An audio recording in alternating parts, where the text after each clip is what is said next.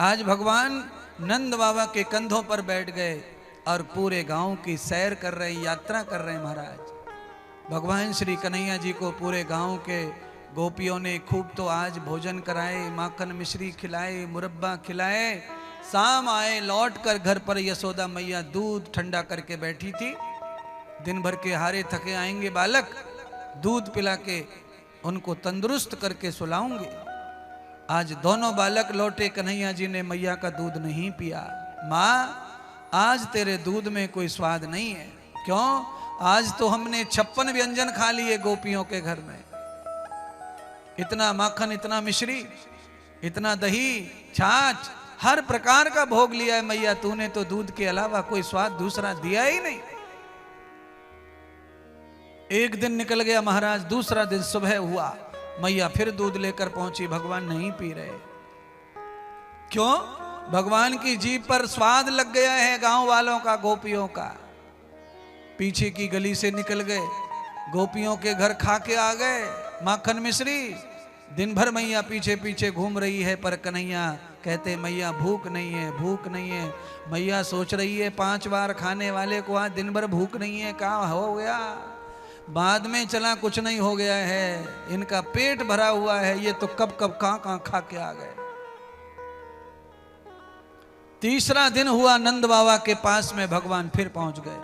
बाबा, मैंने 3 दिन में जो देखा वो अच्छा नहीं है, गांव का माहौल। नंद ने कहा, पुत्र क्या देखा? तो कहा, मैंने देखा कि मेरे साथ में जो खेलने कूदने के लिए मुझे मित्र चाहिए वो बहुत कमजोर हैं। और गोपियों के घर में दही है, दूध है, मक्खन है, घी है, सब है, पर इनके ग्वाल वाल कैसे पतले दुबले मरे सूखड़े।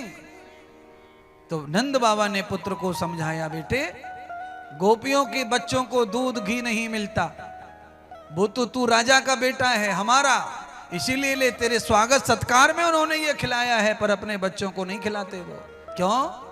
क्योंकि वो दूध के ऊपर ही अपना घर बार चलाते हैं, उनका धंधा व्यापार दूध से जीवन चलता है। एक एक बूंद दूध लेकर के मथुरा जाती हैं गोपियां, सब दूध दही बेच के आती हैं, वहां से कुछ चंद पैसे मिलते हैं, उनसे उनका घर चलता है। पुत्र, इस कारण बच्चों को खाने को नहीं मिलता। भगवान ने कहा, बाबा बाजार में दूध बेचने का गैया मैया का किसने आदत लगाई? नंद बाबा नीचे को डाल गए नजर, क्योंकि इस आदत का सबसे मुखिया नंद बाबा ही थे। नंद बाबा के घर में इतना सारा दूध दही होता था, क्या करेंगे, कोई था नहीं तो साथ साथ में सब लोग लग गए। आज भगवान ने कहा, बाबा अगर गोकुल से दूध दही माखन मथुरा कंस के शहर में बिकने के लिए गया तो मैं गोकुल छोड़ के भाग जाऊंगा। बाबा को धमकी दे दी कन्हैया जी ने। बाबा ने पुत्र के मोह में दवंडी पिटवा दी। कोई भी गोकुल की नारी दूध दही लेकर नहीं जाएगी मथुरा।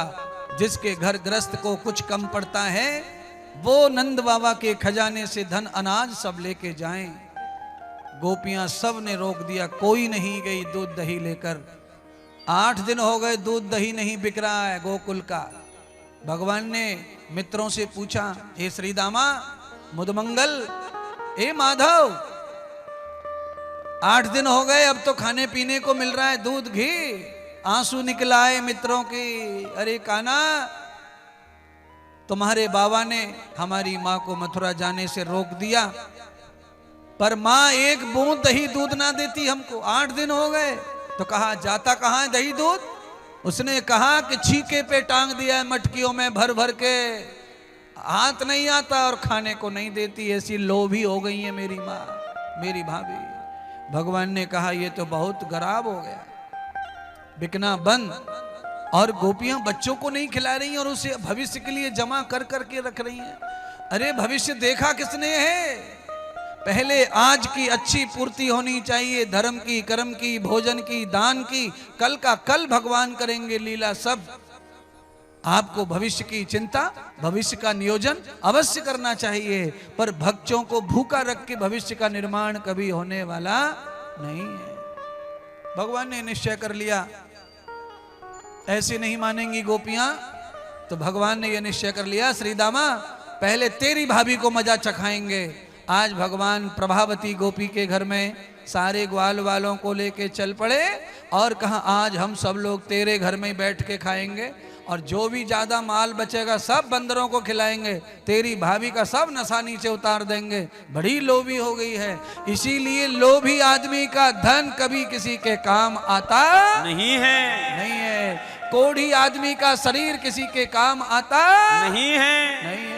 बादल की छाया किसी के काम आती नहीं है। अब बाकी आपको जानना क्या जानना, मैं तो जो जानता हूं वही बताऊंगा। गले में ढोल लटका लिया ठाकुर जी ने, गा बजा के भजन कीर्तन करते जा रहे भगवान। श्रीवती देख लिया प्रभावती कहाँ है, पूछ लिया देवर जी से, हे श्रीदामा लंगड़ू महाराज कहाँ है?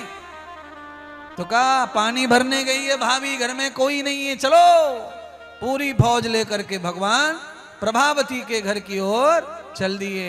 चलिए अब दही अंडी का कार्यक्रम अब कर लीजिए भैया।